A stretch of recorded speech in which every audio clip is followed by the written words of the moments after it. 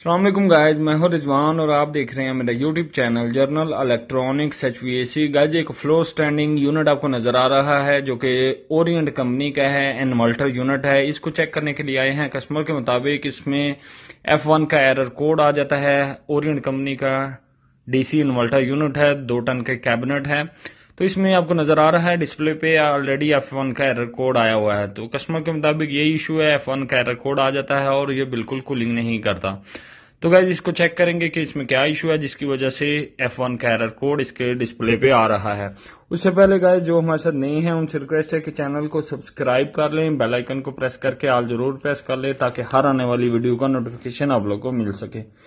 तो guys Orient company का DC inverter unit है, 2 टन का यूनिट है।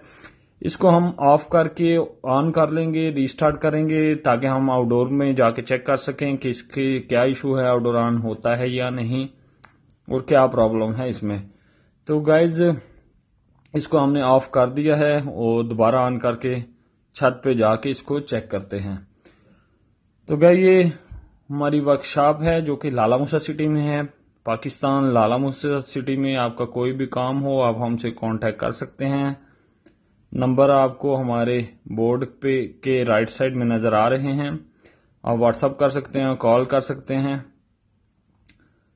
कोई भी AC से रिलेटेड, यूनिट से रिलेटेड, इन्वर्टर यूनिट से रिलेटेड, वॉशिंग मशीन ऑटोमेटिक से रिलेटेड, इसके अलावा कोई भी रेफ्रिजरेशन से रिलेटेड आपका काम हो आप हमसे कांटेक्ट कर सकते हैं।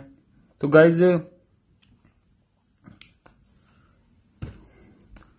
ये इसका आउटडोर है। जब आउटडोर को आके हमने चेक किया, कम्युनिकेशन वोल्टेज आ रहे थे, सब कुछ यानी वोल्टेज ठीक थे, लेकिन इसके आउटडोर की कोई भी लाइट ऑन नहीं है, यानी इसके आउटडोर में प्रॉब्लम हो गई है। F1 का एरर कोड जब भी ओरिएंट के किसी भी इन्वर्टर यूनिट में आएगा, चाहे वो 2 टन का है चाहे 1.5 टन का है, तो इसका मतलब उसके आउटडोर के PC बोर्ड में इश्यू हो गया है।